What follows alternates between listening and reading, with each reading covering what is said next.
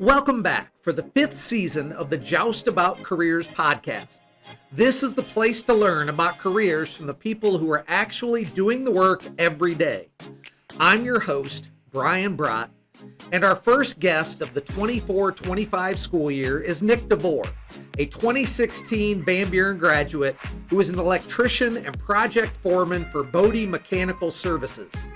In this episode, Nick shares how a typical day looks in his position, how he decided to pursue this career through an apprenticeship, the positives and negatives of his career, how he uses math daily, and much more.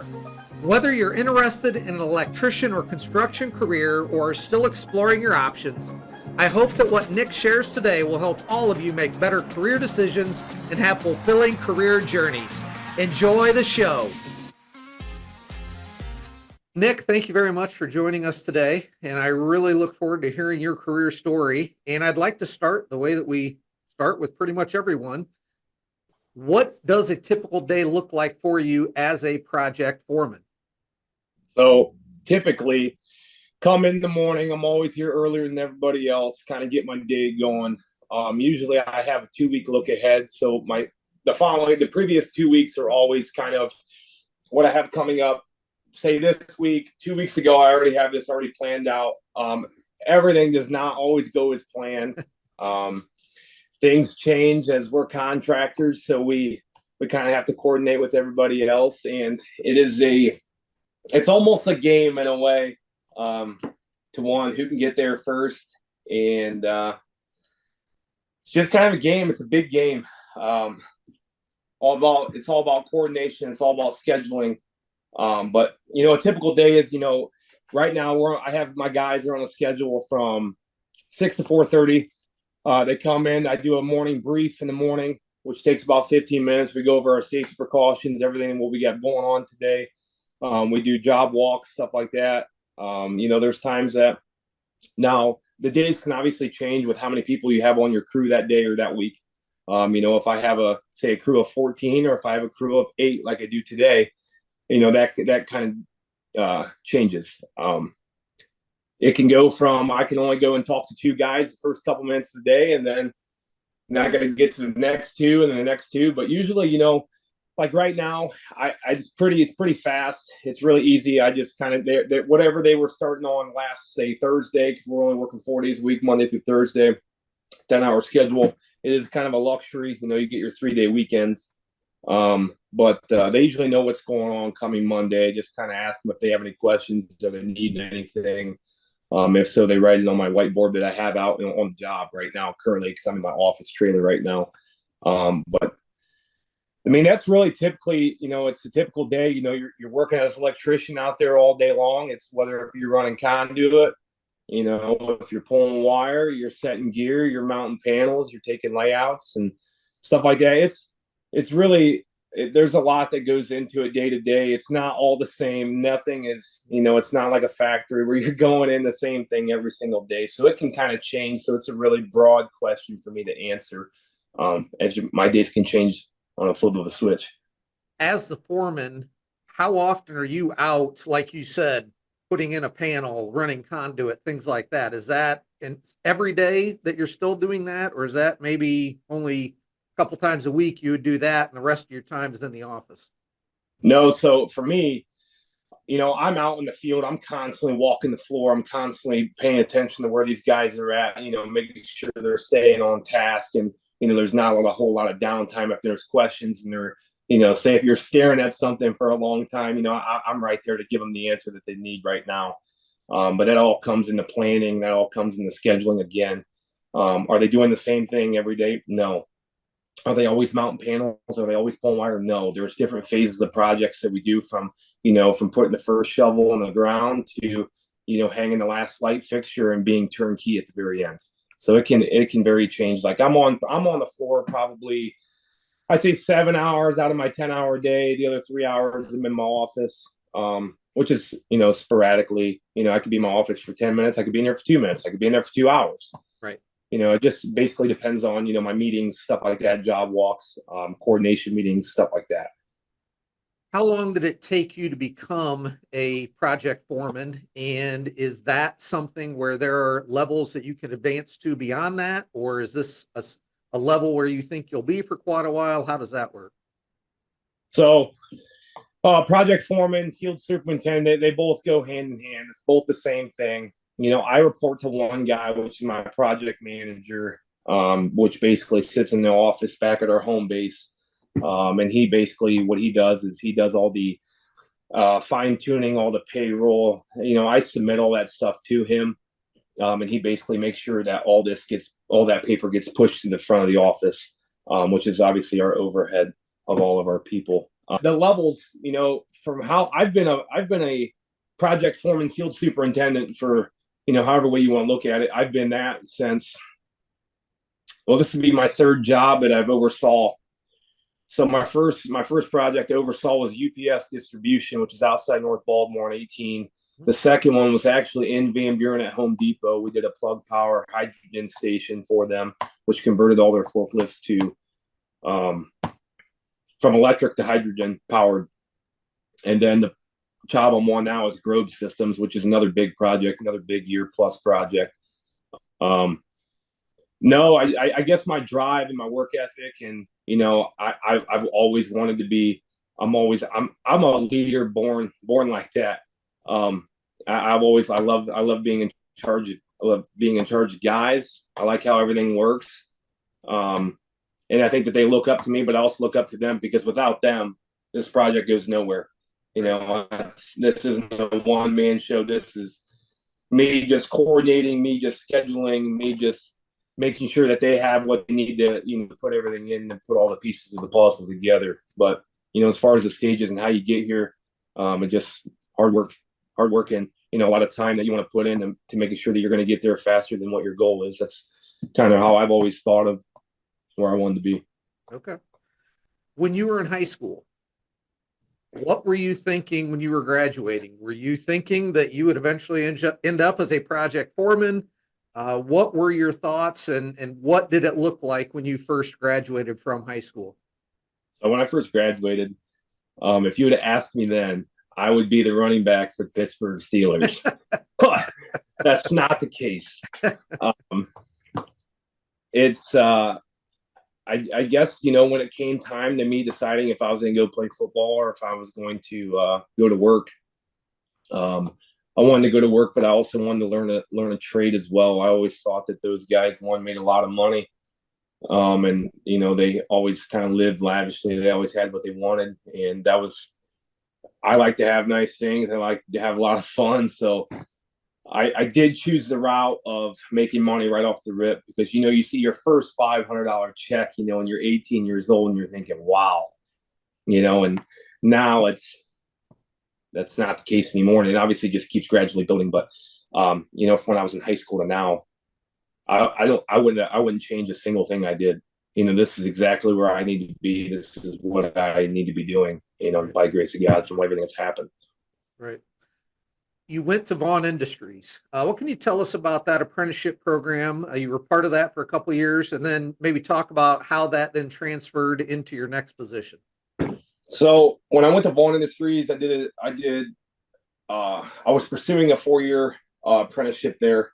What had happened was I was actually living outside Fall Story in my old house before I moved back to Van Buren. I worked there for 2 years. I decided that I didn't want to drive. I didn't want to have a lot of commute to work anymore. So I ended up leaving Vaughn Industries after 2 years, which all of my credits and all of my classes and all the stuff that I did had transferred over to Bodie Electric, which was a non-union shop as well. Now, kind of fast forwarding, I was continuing my education in Fall Story, doing the same exact thing, same classes, same program, everything. And we were actually I think 14 months into being at Bodie Electric, we were bought out by the Kirk Corporation in Findlay, which then moved everything to non-union to union, which are two totally different schoolings. You got to then test in from your non-union apprenticeship to the union apprenticeship, because the union apprenticeship is a 5-year school and the non-union is 4 years. So I tested in, I'm sorry.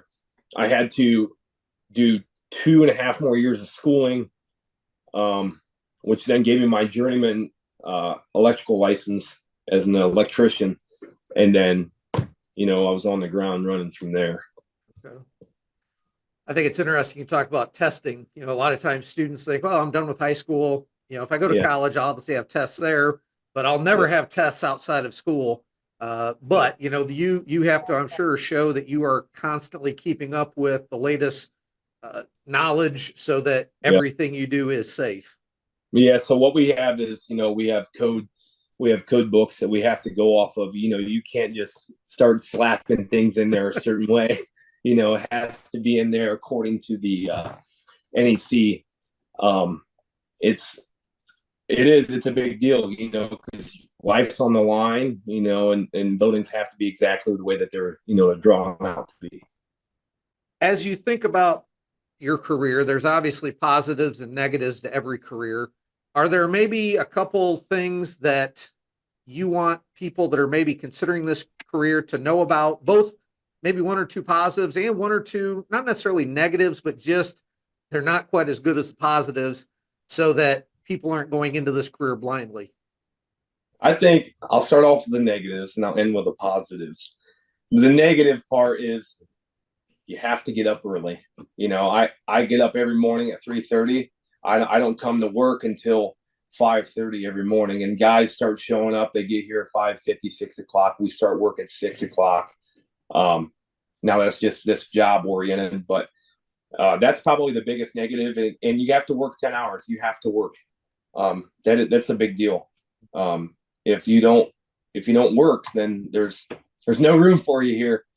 We have a product that we have to get done for our customers, and we're obviously customer first base, because they always come first. But the positive thing is the benefits. You make a lot of money. You get to drive that brand new truck. You get to have that boat. You get to have that house. And the best thing at the very end, I look at the broad scheme of everything. You get to provide for your family. That's the end goal for everybody. They want to be able to provide for the family. They want to be able to have, clothes on their kids' backs and food on the table. That this job is going to provide in the construction industry. I guess I will go back to a negative. The only thing that I can say is the workload that we have. There's so many different electrical contractors out there, and it's not just, say, Bodie Mechanical's bidding on, this project. They're not the only ones. We're also fighting for our lives against, say, GEM or IPS or Vaughn Industries or, Zender Electric out of Fall Astoria, which never happens, but it's everywhere. It's a money game. It's very money driven, and usually a lower price gets it. If talking about all of that competition, could you pretty much go anywhere in the U.S. and have a job if you wanted it? Absolutely. If you wanted to move out west, it would be no problem to do that. Yeah. So if I wanted to, they call the term dragging up. If I wanted to drag up today and I wanted to say, hey, I want to go move to Pittsburgh, I could join the Pittsburgh IBEW down there. Now that's being a union guy. Now I have a union card that I carry everywhere. Is there different testing? Maybe I would have to test in or get that, that state license possibly, or city license.